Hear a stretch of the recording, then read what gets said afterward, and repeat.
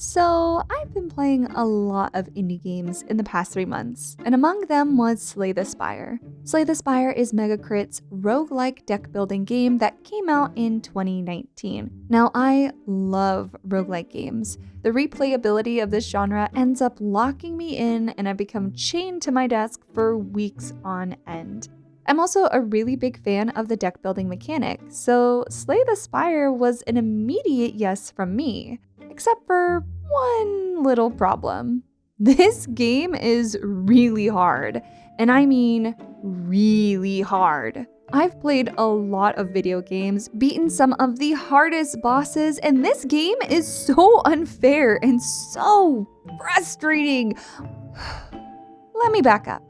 There are 4 playable characters, 3 of which need to be unlocked by progressing through the game: the Ironclad, the Silent, the Defect, and the Watcher. Each character has a different style of cards and therefore combat, so the possibilities for builds varies from character to character. You play through the 3 acts of the Spire: the Exordium, the City, and the Beyond.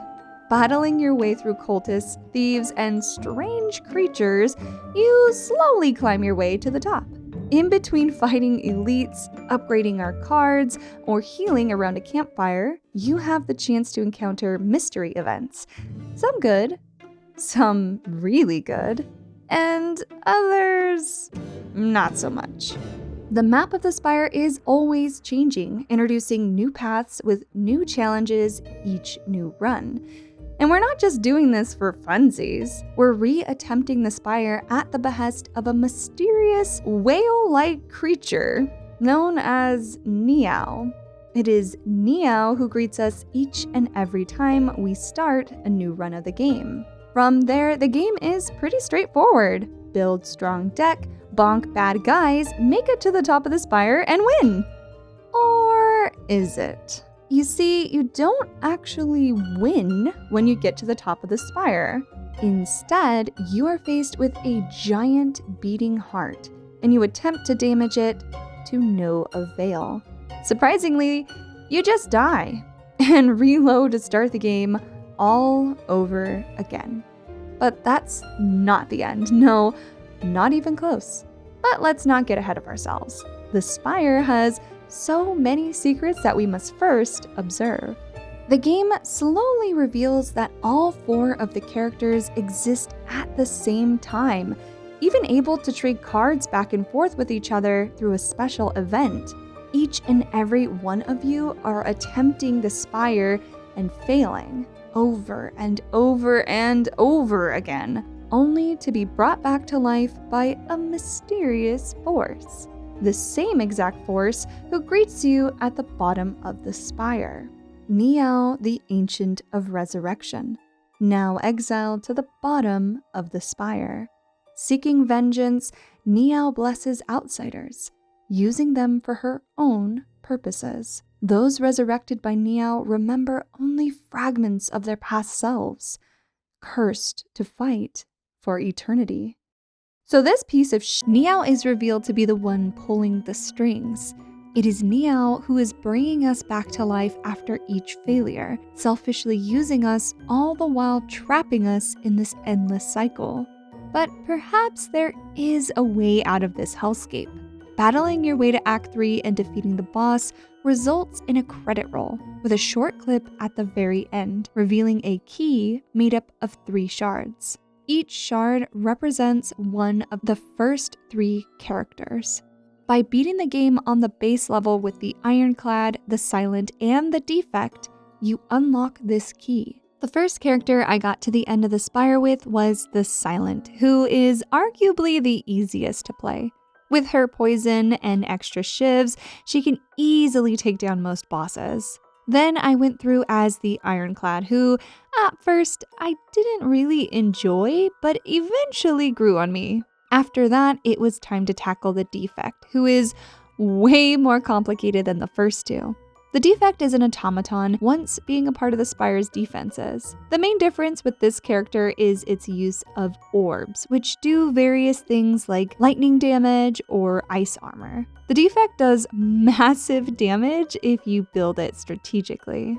But of course, it couldn't be that simple because nothing in this game is simple. You now have to battle your way back up the spire once again, all while collecting each of these shards. And they are not just anywhere, they are in very specific areas. The ironclads appears at the resting sites, the defects is in a chest, and the silent shard is only obtained as a reward after defeating the elite on the map with the fire burning behind it. Easy, right? Wrong. The game seems hellbent on making it even harder to get to the end after collecting all 3 shards. I don't know what it is, but I have been trying to get through the game with the Watcher for over a month, and I have the worst luck. The Watcher is the 4th character unlocked in the game. She is a blind ascetic who has come to evaluate the Spire, whatever that means. The Watcher is kind of like all 3 characters mashed together. She's a master of the divine stances, wrath, calm, and divinity. Honestly, she is my personal favorite character to play as. She's incredibly strong and her decks can get super complicated, yet also oddly satisfying. The combos and the switching stances back and forth, it's way more intricate in my opinion than the others, and I really enjoy that about her. Once you get through the final boss of Act 3, the shards fit into a slot that slowly opens a door previously unavailable. And you win! Just kidding. You've unlocked Act 4, the ending. This final area of the Spire has only one path, one rest site, one merchant, one elite encounter, and the final boss of the game. Finally, a way to beat this game once and for all. You've got to be kidding me. I am so excited for Slay the Spire 2 to come out later this year.